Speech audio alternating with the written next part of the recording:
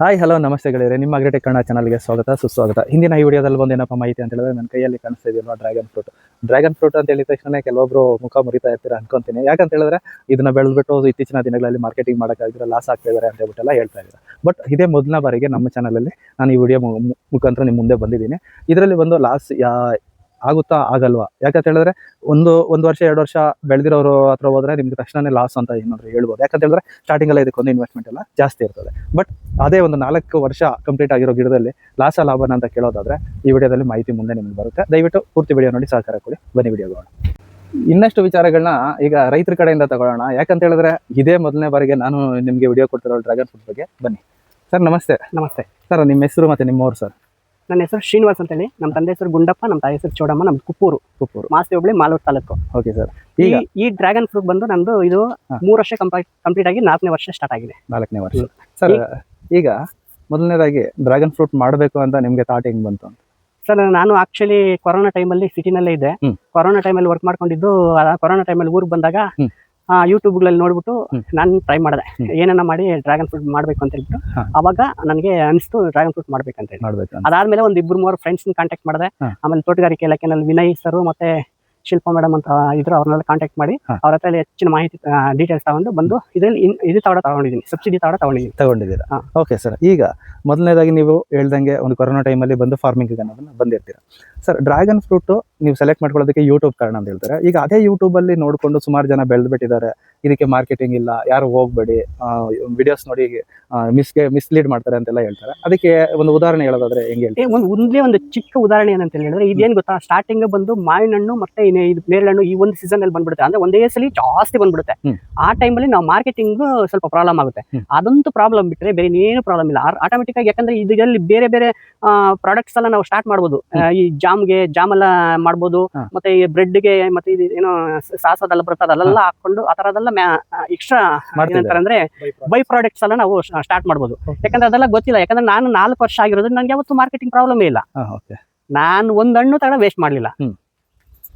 Okay sir. ಈಗ ಒಂದು ಕ್ರಾಪ್ನ ನಾವು ಸೆಲೆಕ್ಟ್ ಮಾಡ್ಕೊಳ್ಳೋದಕ್ಕೆ ಮುಂಚೆ ಕ್ರಾಪ್ ಸೆಲೆಕ್ಟ್ ಆಯಿತು, ಅದರಲ್ಲಿ ತಳಿಗಳ ವಿಚಾರಕ್ಕೆ ಹೋಗಬೇಕಾಗುತ್ತೆ. ತಳಿದು ಪ್ರಮುಖ ಪಾತ್ರ ವಹಿಸುತ್ತೆ ಸರ್. ನೀವು ಸೆಲೆಕ್ಟ್ ಮಾಡ್ಕೊಂಡಿರುವಂಥ ತಳಿ ಯಾವುದು ಸರ್? ಇದು ನನ್ನ ಪಿಂಕ್ ಡ್ರ್ಯಾಗನ್. ಇದು ಬಂದು ಇದರಲ್ಲಿ ವೈಟು, ಯೆಲ್ಲೋ, ಗ್ರೀನ್ ಎಲ್ಲ ಬರುತ್ತೆ. ಬಟ್ ನನಗೆ ಯಾಕಂದ್ರೆ ನಾನು ಒಂದೇ ಪ್ರಾಡಕ್ಟ್ ಸೆಲೆಕ್ಟ್ ಮಾಡಿದ್ದೀನಿ. ಎಲ್ಲ ಪಿಂಕ್ ರೆಡ್, ಎಲ್ಲ ಒಂದೇ ರೆಡ್ ಮಿಕ್ಸ್ ಆದ್ರೆ ಇಲ್ಲ, ಏನು ಇಲ್ಲ. 1-2 ಗಿಡ ಇದೆ ಅಷ್ಟೇ, ಅದು ನಾವು ತಿನ್ನೋದಕ್ಕೆ ಮಾತ್ರ ಇಟ್ಕೊಂಡಿದೀವಿ ಅಷ್ಟೇ. Okay sir. ಈಗ ಒಂದು ಡ್ರ್ಯಾಗನ್ ಫ್ರೂಟ್ ವಿಚಾರಕ್ಕೆ ಬಂದಾಗ ಬೇಸಿಕಲ್ಲಿ ಒಂದ್ ಸ್ವಲ್ಪ ಇನ್ವೆಸ್ಟ್ಮೆಂಟ್ ಜಾಸ್ತಿ ಅಂತ ಹೇಳಿ ಸರ್. ಒಂದೇ ಸಲ ಇನ್ವೆಸ್ಟ್ಮೆಂಟ್. ನೀವು ಸ್ಟಾರ್ಟಿಂಗ್ ಅಲ್ಲಿ ಏನ್ ಇನ್ವೆಸ್ಟ್ಮೆಂಟ್ ಮಾಡ್ತೀರಾ ಅದಾದ್ಮೇಲೆ ಏನಿದ್ರು ಮೇಂಟೆನೆನ್ಸ್ ಆಟೋಮೆಟಿಕ್ ಆಗಿ 1 ಎಕರೆ 2 ಎಕರೆ ಬೇಕಾದ್ರೆ ಒಬ್ಬರೇ ಮ್ಯಾನೇಜ್ ಮಾಡ್ಬೋದು. ಕಟಿಂಗ್ ಟೈಮಲ್ಲಿ ಮಾತ್ರ ಸ್ವಲ್ಪ ಪ್ರಾಬ್ಲಮ್ ಆಗುತ್ತೆ. ಯಾಕಂದ್ರೆ ಹಣ್ಣು ಬರುತ್ತಲ್ಲ, ಅದನ್ನ ಒಂದೇ ಸಲ ತಗೊಂಡು ಹೋಗಕ್ಕಾಗಲ್ಲ. ಅವಾಗ ಮಾತ್ರ ಲೇಬರ್ಸ್ ಬೇಕಾಗುತ್ತೆ ಅಷ್ಟೇ. ಅದ್ ಬಿಟ್ರೆ ಬೇರೆ ಮೇಂಟೆನೆನ್ಸ್ ಅಂತೂ ಏನು ಅಷ್ಟೇನು ಜಾಸ್ತಿ ಇಲ್ಲ. ಮತ್ತೆ ನೀರು ಜಾಸ್ತಿ ತಗೊಳಲ್ಲ. ಇದು ನೀರಿನ ಪ್ರಾಬ್ಲಮ್ ಜಾಸ್ತಿ ತಗೊಳಲ್ಲ. ಆಟೋಮೆಟಿಕ್ ಆಗಿ ಇದು ಏನ್ ಗೊತ್ತಾ, ನಾವು ಇದನ್ನ ಎಕ್ಸ್ಟ್ರಾ ಹೆಂಗ್ ಮಾರ್ಕೆಟಿಂಗ್ ಮಾಡ್ಬೇಕು, ಯಾವ ತರ ಇದು ಮಾಡ್ಬೇಕು ಅಂತ ನಾವು ಮಾಡ್ಕೊಬೇಕು ಅಷ್ಟೇ. ಅದನ್ನ ನಾವು ಮಾಡ್ಕೊಬೇಕು ಸರ್. ಈಗ ಓಕೆ, ಒಂದು ತಳಿ ಸೆಲೆಕ್ಷನ್ ಎಲ್ಲ ಆಯ್ತು. ಅದಾದ್ಮೇಲೆ ಒಂದು ಇಂಥ ಕಡೆ ಚೆನ್ನಾಗಿ ಕ್ವಾಲಿಟಿ ಸಿಗುತ್ತೆ ಸಸಿ ಅಂತ ಹೇಳೋದಾದ್ರೆ ನೀವು ತಗೊಂಡ್ಬಂದಿರೋದು ಎಲ್ಲಿ ಸರ್? ನಾನು ಶ್ರೀನಿವಾಸ್ ರೆಡ್ಡಿ ಅಂತ ಹೇಳ್ಬಿಟ್ಟು ಯಲಹಂಕದಲ್ಲಿ ಇದ್ದಾರೆ. ಅವ್ರ ಹತ್ರ ಒಂದು 1/2 ತಗೊಂಬಂದ್ರೆ, ಮತ್ತೆ ಇನ್ನು ಉಳಿದಿದ್ದು ಹೊಸೂರ ಕಡೆ ತಗೊಂಡ್ಬಂದ್ರೆ. ಓಕೆ, ಒಳ್ಳೆ ನರ್ಸರಿನ ಸೆಲೆಕ್ಟ್ ಮಾಡ್ಕೊಳ್ಳೋದು. Okay sir. ಸ್ಟಾರ್ಟಿಂಗ್ ಹಂತದಲ್ಲಿ ಈಗ ಸಸಿ ನಾಟಿ ಮಾಡಿದ್ಮೇಲೆ ನಮಗೆ ಕೊಯ್ಲು ಎಷ್ಟು ದಿನಕ್ಕೆ ಸರ್? 1 ವರ್ಷ 2 ತಿಂಗಳ ಏನು ಬರೋದಿಲ್ಲ. ಅದಾದ್ಮೇಲೆ 1 ವರ್ಷ 2 ತಿಂಗಳು ಆದ್ಮೇಲೆ ನಮ್ಗೆ ಫಸ್ಟ್ ಕ್ರಾಪ್ ಅಲ್ಲಿ ಸ್ವಲ್ಪ ಬರುತ್ತೆ. ಅಂದ್ರೆ ನಾವು ಹಾಕಿರೋ ಇನ್ವೆಸ್ಟ್ಮೆಂಟ್ ಅಲ್ಲಿ 50% ಬಂದ್ಬಿಡುತ್ತೆ. ಅದಾದ್ಮೇಲೆ ನೆಕ್ಸ್ಟ್ ಇಯರ್ ಅಂತೂ ನಾವು ಹಾಕಿರೋ ಅಮೌಂಟ್ ಅಲ್ಲಿ ಫುಲ್ ಎಲ್ಲ ಬಂದ್ಬಿಡುತ್ತೆ. ಅದಾದ್ಮೇಲೆ ನಾವ್ ಏನಿದ್ರು ಅರ್ನಿಂಗ್. ಆಮೇಲೆ ಏನಿದೆ ಒಂದು 6 ಮಂತ್ ಒಂದೊಂದ್ಸಲಿ ಅದಕ್ಕೆ ಬೆಡ್ಗೆ ಗೊಬ್ಬರ ಹಾಕೊಂಡು, ಕೊಟ್ಟಿಗೆ ಗೊಬ್ಬರ, ನಾವೇನು ಗೌರ್ಮೆಂಟ್ ಗೊಬ್ಬರ ಅದೆಲ್ಲ ಏನು ಯೂಸ್ ಮಾಡಲ್ಲ. ಕೊಟ್ಟಿಗೆ ಗೊಬ್ಬರ ಹಾಕೊಂಡು ಅದಕ್ಕೆ ಬೆಡ್ ಸ್ವಲ್ಪ ಇದು ಮಾಡ್ಕೊಂಡು ಕಳೆ ಕ್ಲೀನ್ ಮಾಡ್ಕೊಂಡು ನೀಟಾಗಿ ಹಾಕೊಂಡು ಸರ್. Okay sir. ಇದೆಲ್ಲ ಒಂದು ವಿಚಾರ ಆಯ್ತು ಸರ್. ಇನ್ನ ಇದಕ್ಕೆ ನೆಲದ ತಯಾರಿ ವಿಚಾರಕ್ಕೆ ಬಂದಾಗ ಸೊ ಯಾವ ರೀತಿ ಇರಬೇಕಾಗುತ್ತೆ ಸರ್? ನಾವು ಇವಾಗ ನಾರ್ಮಲ್ ಆಗಿ ತರಕಾರಿ ಬೆಳೆಗಳಿಗೆಲ್ಲ ತಗೊಂಡಾಗ ಹೆಚ್ಚಿನ ಕೊಟ್ಟಿಗೆ ಗೊಬ್ಬರ, ಒಂದ್ ಸ್ವಲ್ಪ ಮೂಟೆ ಗೊಬ್ಬರಗಳೆಲ್ಲ ಬಳಕೆ ಮಾಡ್ತಾರೆ. ಇದಕ್ಕೆ ಯಾವ ರೀತಿ ಇರಬೇಕು ಸರ್? ಸರ್, ಇದಕ್ಕೆ ಯಾವ ನೆಲದಲ್ಲಿ ಬೇಕಾದ್ರೂ ಆಗುತ್ತೆ. ಆದ್ರೆ ಯಾವುದೇ ಕಾರಣಕ್ಕೂ ನೀರು ನಿಲ್ಬಾರ್ದು. ನೀರು ಬಿದ್ದಿದ್ ನೀರು ಸರಾಗ ಹೋಗ್ಬಿಡ್ಬೇಕು. ಆದಷ್ಟು ಕೆಂಪು ನೆಲಕ್ಕೆ ಇದು ಜಾಸ್ತಿ ಸೂಕ್ತವಾಗಿರುತ್ತೆ.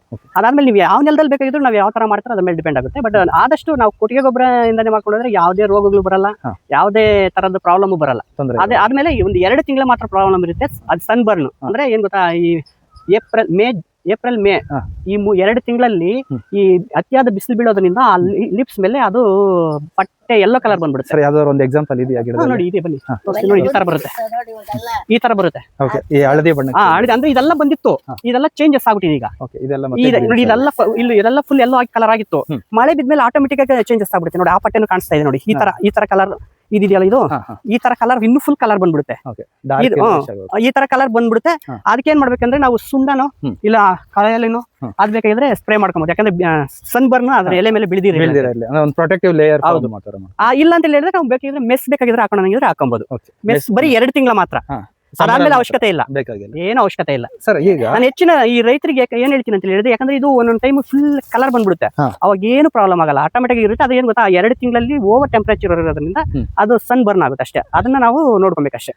Okay sir. ಈಗ 1 ಎಕರೆ ವಿಸ್ತೀರ್ಣಕ್ಕೆ ತಗೊಳ್ಳೋದಾದ್ರೆ ಎಷ್ಟು ಸಸಿಗಳನ್ನ ನಾವು ಪ್ಲಾಂಟ್? ಸರ್ 1 ಎಕರೆಗೆ ನಮಗೆ 2000 ಸಸಿ ಉಳ್ಬೋದು. ಯಾಕಂದ್ರೆ ಈ ಕಂಬದಿಂದ ಕಂಬಕ್ಕೆ 10 ಅಡಿ, ಸಾಲಿಂದ ಸಾಲಿಗೆ 10 ಅಡಿ, 10 ಅಡಿ, ಕಂಬದಿಂದ ಕಂಬಕ್ಕೆ 8 ಅಡಿ ತಗೊಂಡ್ಬೇಕಿದ್ರೆ ನಾವು ಮಾಡ್ಕೊಂಡ್ರೆ ಒಂದು 2000 ಗುಳಿ ಬೀಳುತ್ತೆ. ಸಾರಿ, 2000 ಸಸಿ ಬೀಳುತ್ತೆ. ಅಂದ್ರೆ 500 ಗಿಡ, 500 ಪೋಲು, ಒಂದು ಪೋಲ್ಗೆ 4 ಗಿಡ, ಒಂದು ಪೋಲ್ಗೆ 4 ಗಿಡ, ಹಾಗಾದ್ರೆ 2000. Okay sir. ಸರ್ ಸಸಿಗಳ ವಿಚಾರಕ್ಕೆ ಬಂದಾಗ, ಈಗ ಮೊದಲೆಲ್ಲ ಬಂದು ಒಂದ್ ಸ್ವಲ್ಪ ಜಾಸ್ತಿ ಅಂತ ಹೇಳ್ತಾ ಇದ್ರು, ಏನ್ ಸರ್ ಪ್ರೈಸ್ ಇರ್ತದೆ? ಸರ್ ಇದು ನಾನ್ ತಗೊಂಬಂದಾಗ ನನಗೆ ಇಲ್ಲಿ ಬಂದು 100 ರೂಪಾಯಿ ಬಿತ್ತು, ಒಂದು ಸಸಿಗೆ 100 ರೂಪಾಯಿ ಇಲ್ಲಿ ಡೆಲಿವರಿ ಬಿತ್ತು. ಆ ಟೈಮಲ್ಲಿ ಜಾಸ್ತಿ ಡಿಮ್ಯಾಂಡ್ ಇತ್ತು. ಈಗ ಯಾಕಂದ್ರೆ ಈಗ ನನ್ನ ಹತ್ರನೇ ಒಂದು 10 ಎಕರೆಗೆ ಆಗೋಷ್ಟು ಲೀವ್ಸ್ ಇದೆ. ಇದರಲ್ಲೇ ತೆಗೆದು ಹೌದು, ಹಣ್ಣು ಬಿಟ್ಟು ಲಾಸ್ಟ್ ಆಗಿರ್ತಕ್ಕಂಥ ಪಟ್ಟೆನ ಹಾರ್ವೆಸ್ಟ್ ಮಾಡಿ ನಾವು ಪ್ಲಾಂಟ್ ಮಾಡ್ಕೊಂಡು ನಾನು ಆಲ್ರೆಡಿ ಸ್ವಲ್ಪ ಮಾಡಿದೀನಿ. ಸರ್ ಈಗ ನೋಡೋದಾದ್ರೆ ಸಸಿ ಬೆಲೆ ಏನಿದೆ ಸರ್? ಈಗ ಸಸಿ ಬೆಲೆ ಒಂದು 40ರಿಂದ 50-60 ತನಕನೂ ಇದೆ. Okay sir. ಈಗ ಒಂದು 2000 ಸಸಿಗೆ ಅಂತ ಹೇಳಿದ್ರೆ ನಿಮ್ಗೆ ಒಂದು 2 ಲಕ್ಷ ರೂಪಾಯಿ ಸಸಿದೆ ಬಿತ್ತು 1 ಎಕರೆಗೆ ನೀವು ತಂದಾಗ.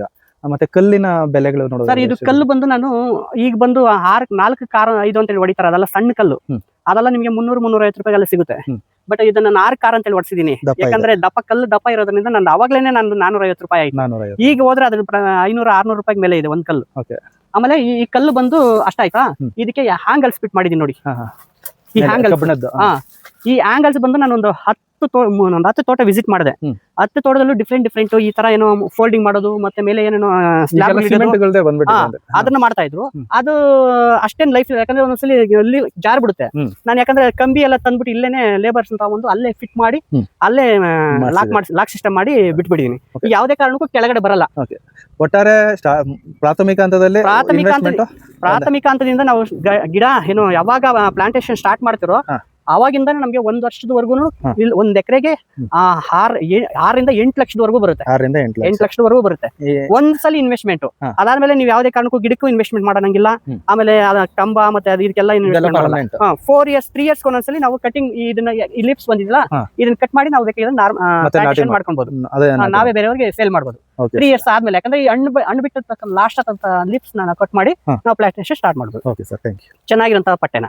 ಈಗ ನೀವು ನೋಡೋದಾದ್ರೆ ನಾರ್ಮಲ್ ಆಗಿ ಎಲ್ಲ ಕೆಳಗಿನ ಮಟ್ಟದಲ್ಲಿ ಏನ್ ಮಾಡ್ತಾರೆ, ನೆಲದ ಮಟ್ಟದಲ್ಲಿ ಮಾಡಿರ್ತಾರೆ, ಅದ್ರ ಮೇಲೆ ಒಂದ್ ಸ್ವಲ್ಪ ಮಾತ್ರ ಮಣ್ಣೆ ಏರಿಸ್ತಾರೆ ಕೆಲವೊಂದ್ ಕಡೆ ನೋಡಿರೋದು. ನೀವು ನೋಡಿದ್ರೆ ಒಂದ್ ದಿಬ್ಬ ತರನೇ ಕಟ್ಬಿಟ್ಟಿದ್ದೀರಾ. ಇಲ್ಲಿ ನೋಡಿದ್ರೆ ನೆಲದ ಮಟ್ಟದಿಂದ ಸುಮಾರು 1.5 ಅಡಿ ಹೈಟ್ ಅಲ್ಲಿ ಮಾಡಿರ್ತಾರೆ. ಇದ್ರ ರೀಸನ್ ಏನ್ ಗೊತ್ತಾ? ಇದ್ರ ರೀಸನ್ ಬರೀ 1.5 ಫೀಟ್ 2 ಫೀಟ್ ಅಲ್ಲಿ ಅದ್ರ ಬೇರೆ ಇರುತ್ತೆ.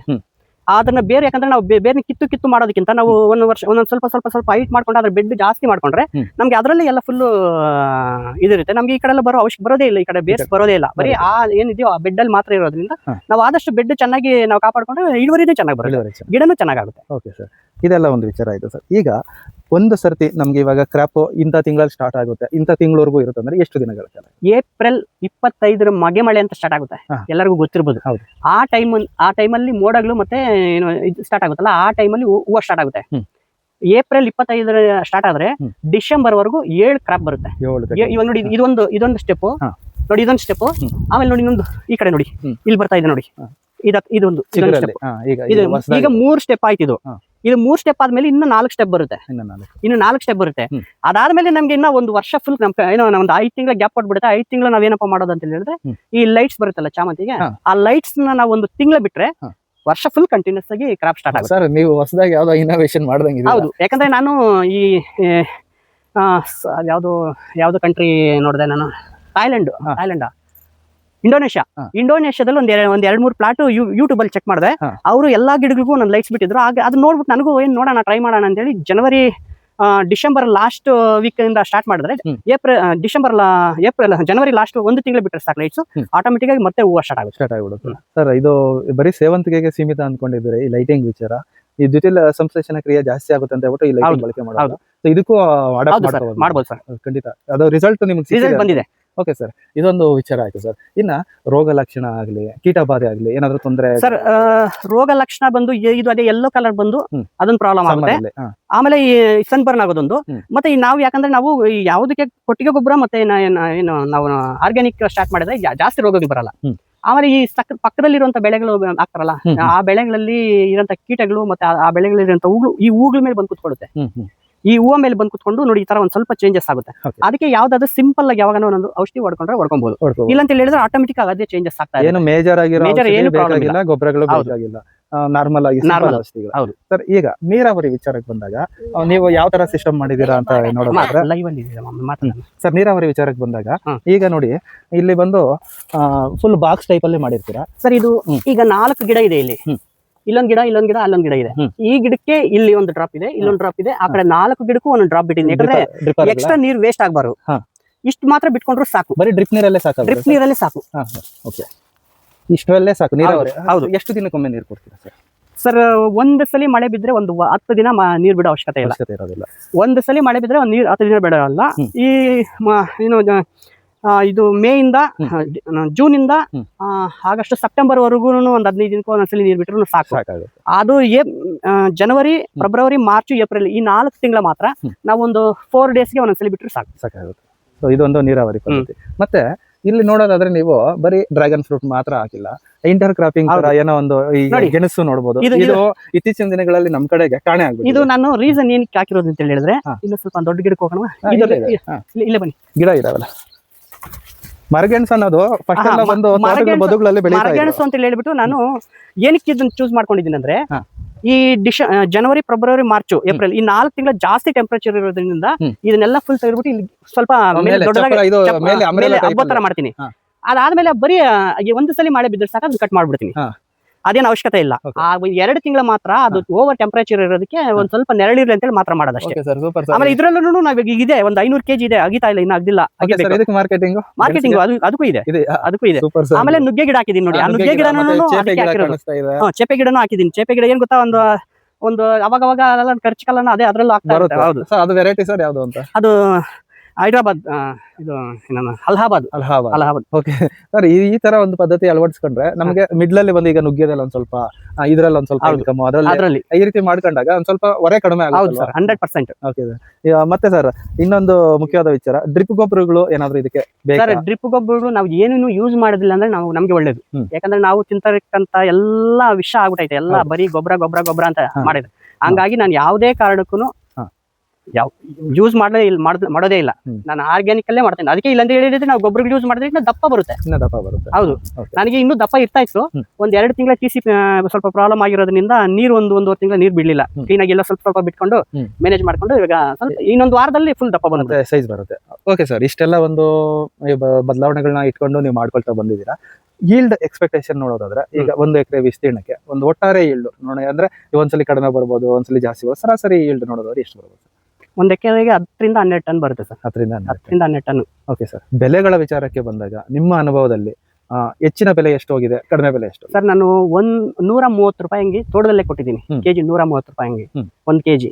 ಆಮೇಲೆ ನಾವು ಸ್ವಲ್ಪ ಪೀಸ್ ಲೆಕ್ಕನ ಕೊಟ್ಟಿದ್ದೀನಿ. ಪೀಸ್ ಲೆಕ್ಕ 65 ರೂಪಾಯಿ ಹೋಗಿದೆ. ಒಂದು ಈಗ ಇದೆಯಲ್ಲ, ಇದು ಒಂದು ಹಣ್ಣಿದೆಯಲ್ಲ, ಇದು 250 ಗ್ರಾಮ್ ಮೇಲೆ 65 ರೂಪಾಯಿನೂ ಹೋಗಿದೆ ಒಂದೊಂದು ಸೀಸನ್ ಅಲ್ಲಿ. ಒಂದೊಂದು ಸೀಸನ್ ಅಲ್ಲಿ ಡೌನ್ ಆಗ್ಬಿಡುತ್ತೆ, 30 ರೂಪಾಯಿ ಇಳಿದ್ಬಿಡುತ್ತೆ. ಕೆಜಿ ಲೆಕ್ಕದಲ್ಲಿ 80 ರುಪೀಸ್ ಒಳಗಡೆ ಯಾವತ್ತು ಮಾರಲಿಲ್ಲ. ಓಕೆ ಸರ್, ಈಗ ಅದು ಸಣ್ಣ ಕಾಯಿ ಬರುತ್ತಲ್ಲ, ಅದು ಗ್ರೇಡಿಂಗ್ ಮಾಡ್ತಿರಲ್ಲ, ಅದನ್ನ ಬೇಕಾದ್ರೆ ಕಡಿಮೆ ಮಾರಿರ್ತೀನಿ. ಇದನ್ನ ಯಾವ್ದು ಕ್ವಾಲಿಟಿ ಕಾಯಿನ ಯಾವತ್ತೂ ನಾನು ಕಡಿಮೆ ಮಾರಲಿಲ್ಲ. ಓಕೆ ಸರ್, ಇದೆಲ್ಲ ಒಂದು ಈ ಸಂಕ್ಷಿಪ್ತ ವಿವರ ಕೊಟ್ಟಿದ್ದೀರಾ. ಈಗ ಫೈನಲ್ ಆಗಿ ಇನ್ನೇನಪ್ಪಾ ಅಂತ ಹೇಳಿದ್ರೆ, ಮಾರ್ಕೆಟಿಂಗ್ ವಿಚಾರಕ್ಕೆ ಬರ್ಬೇಕು. ಯಾವುದೇ ನಾವು ಬೆಳೆ ಮಾಡಿದಾಗ ಮುಖ್ಯವಾಗಿ ನಾವು ತಿಳ್ಕೊಂಡು ಮಾಡ್ಬೇಕಾದ್ರೆ ಮಾರ್ಕೆಟಿಂಗ್. ಸೊ ಅದನ್ನ ಯಾವ ರೀತಿ ನಿಭಾಯಿಸ್ಕೊತಾ ಇದ್ದೀರಾ? ನಾನು ಸ್ವಲ್ಪ ಎಜುಕೇಟೆಡ್ ಆಗಿರೋದ್ರಿಂದ ನನಗೆ ಈ ಬಿಗ್ ಬಾಸ್ಕೆಟ್, ಮೋರು, ರಿಲಯನ್ಸ್, ಆಮೇಲೆ ರತ್ನದೀಪ್ ಈ ಕಂಪನಿಗಳಿಗೆಲ್ಲ ವಿಸಿಟ್ ಮಾಡಿ ಅಲ್ಲಿರತಕ್ಕಂತ ಮ್ಯಾನೇಜರ್ ಕಾಂಟ್ಯಾಕ್ಟ್ ಮಾಡಿ ಅವ್ರಿಗೆ ಇಂಡೆಂಟ್ ಬರುತ್ತೆ. ಅವ್ರು ಬೇರೆ ಕಡೆ ಹೈದರಾಬಾದ್, ಚೆನ್ನೈ, ಕೇರಳ ಆ ಕಡೆ ಎಲ್ಲ ಕಳಿಸ್ತಾರೆ. ಅವ್ರ ಹತ್ರ ಎಲ್ಲ ಮಾಹಿತಿ ತಗೊಂಡು ಅವ್ರಿಗೆ ಏನೇನು ಇಂಡೆಂಟ್ ಇದೆ ಅದನ್ನೆಲ್ಲ ತಗೊಂಡೋಗಿ ನಾನು ಸಪ್ಲೈ ಮಾಡ್ತಾ ಇರ್ತೀನಿ. ಸಿಗ್ತಾ ಇದೆ. ಆಮೇಲೆ ಇನ್ನು ಕೆಲವರು ದೊಡ್ಡ ವ್ಯಾಪಾರಗಾರರು ಬಂದು ಇಲ್ಲೇ ಟೋಟಲಿ ಒಂದೇ ಸಲ ಎಲ್ಲ ಕಟ್ ಮಾಡ್ಬಿಟ್ಟು ಇಲ್ಲೇ ತಗೊಂಡು ಹೋಗ್ತಾರೆ. ತೋಟದಲ್ಲೇ ತೂಕ ಬುಕ್ ಹಾಕಿ ಅವ್ರದ್ದು ಏನಿದೆ ನಮ್ದು ಏನಿದೆ ಸೆಟಲ್ಮೆಂಟ್ ಮಾಡ್ಬಿಟ್ಟು ತಗೊಂಡೋಗ್ತಾರೆ. ಸೊ ಮಾರ್ಕೆಟಿಂಗ್ ವಿಚಾರ ಮಾರ್ಕೆಟಿಂಗ್ ನಾವು ಮಾಡ್ಬೇಕು ಸರ್. ಇನ್ ಕೇಸ್ ಏನಾದ್ರು ಯಾರಾದ್ರೂ ಇದ್ರ ಬಗ್ಗೆ ಹೆಚ್ಚಿನ ಮಾಹಿತಿ ಏನಾದ್ರು ಕೇಳೋದಾದ್ರೆ ಅಥವಾ ಮಾರ್ಕೆಟಿಂಗ್ ವಿಚಾರದ ಬಗ್ಗೆ ಕೇಳೋದಾದ್ರೆ ಏನಾದ್ರು ನಿಮ್ಮ ಕಾಂಟ್ಯಾಕ್ಟ್ ಕೊಡಬಹುದಾ? ಕೊಡಿ ಸರ್, ಕೊಡಿ, ಖಂಡಿತ ಕೊಡಿ. ಓಕೆ ಸರ್, ಇಷ್ಟೆಲ್ಲ ಒಂದು ಡ್ರ್ಯಾಗನ್ ಫ್ರೂಟ್ ಬಗ್ಗೆ ನಾನು ಇದೇ ಮೊದಲನೇ ಬಾರಿಗೆ ವಿಡಿಯೋ ಮಾಡಿರೋದು. Okay. ತುಂಬಾನೇ ಡೆಪ್ತ್ ಆಗಿ ಮಾಹಿತಿ ಹಂಚ್ಕೊಂಡಿದ್ದೀರಾ. ಇಷ್ಟೆಲ್ಲ ಮಾಹಿತಿ ನಮ್ಮ ಜೊತೆ ಹಂಚ್ಕೊಂಡಿದ್ದಕ್ಕೆ ನಿಮ್ಗೆ ನಮ್ಮ ಕಡೆಯಿಂದ ಈ ವಿಡಿಯೋ ಯಾರೆಲ್ಲ ನೋಡಿದಾರೋ ಅವ್ರ ಕಡೆಯಿಂದ ತುಂಬ ಹೃದಯ ಧನ್ಯವಾದಗಳು. ನಮಸ್ಕಾರ, ಥ್ಯಾಂಕ್ ಯು.